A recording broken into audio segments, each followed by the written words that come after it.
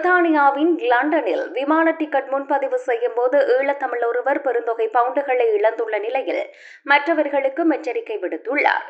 மேற்கு லண்டனில் வசிக்கும் யாழ்ப்பாணத்தைச் சேர்ந்த ஈழத்தமிழர் ஒருவர் விடுமுறை கால பகுதியில் இலங்கை செல்வதற்காக விமான டிக்கெட்டை பதிவு செய்துள்ளார்.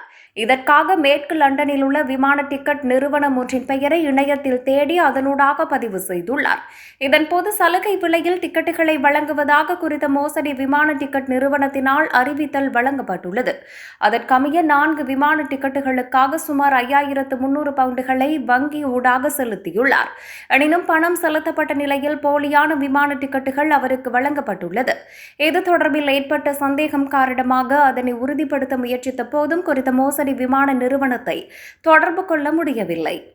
தாம் மோசடி கும்பலிடம் ஏமாந்துள்ளதை உணர்ந்து கொண்ட ஈழத்தமிழர் போலீஸ் நிலையத்தில் முறைப்பாடு செய்துள்ளார். இதுபோன்று இணையத்தினூடாக விமான டிக்கெட்டுகளை முன்பதிவு செய்வோர் மிகுந்த அவதானத்துடன் செயற்படுமாறு பாதிக்கப்பட்ட அவர் தெரிவித்துள்ளார்.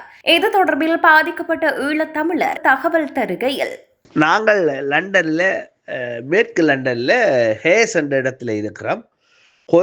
ஆவணி கொலுடே போகிறதுக்கு ஆவணி மாதம் கொலுடே போக டிக்கெட்டு புக் பண்ணுவோம் என்று சொல்லி சவுத் ட்ராவல் என்று சொல்லி அடித்தா ஒரு நம்பர் வந்தது. பின்ன அதில் புக் பண்ணினால் அந்த போன் எடுத்தவர் நல்ல டிக்கெட்டுக்கு நல்ல ப்ரைஸ் சொன்னார். நாங்கள் ஓமென்று சொல்லி அவர் சொன்னார், இப்போ அரைவாசி காசை பே பண்ணுங்க, பிறகு அரைவாசி காசு தாங்க வேண்டார்.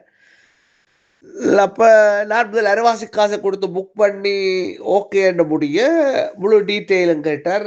பாஸ்போர்ட் காப்பி எல்லாம் கொடுத்தோம், ஓகேன்னு சொல்லி போன வச்சுட்டு பிறகு கொஞ்சம் நேரத்தால் எடுத்து சொன்னார், உங்களுக்கு ஒரு ஆஃபர் இருக்குது, 10% நான் டிஸ்கவுண்ட் தாரேன், நீங்கள் முழு காசை இப்போ பே பண்ணுங்க. அப்போ ஓகேன்னு சொல்லி போட்டு நான் எல்லாத்தையும் பே பண்ணிக்கிட்டேன். முழு காசுன்னு சொல்ல லண்டன் காசுக்கு 5385 பவுண்ட் டோட்டல், 4 பேர் டிக்கெட். அப்போ புக் பண்ணியாச்சு. பிறகு அவர் டிக்கெட் 2-3 நாள் கழிச்சு ஒரு டிக்கெட் அனுப்பினேன். அப்போ அந்த டிக்கெட்டை பார்த்தோன்னே எனக்கு ஒரு சந்தேகம் வந்தது. நான் ஸ்ரீலங்கா ஏர்லைன்ஸையும் அடிச்சு கேட்டேன் இப்படி என்று சொல்லி. அவையில் சொல்லிச்சுன்னு இந்த ரிஃபரன்ஸ் நம்பரில் இந்த டிக்கெட் நம்பரில் இந்த ஒரு சீட்டும் புக் பண்ணலைன்னு சொல்லி. அப்படி அவையில் சொன்ன உடனே நான் திரும்ப அவருக்கு அடித்தேன்.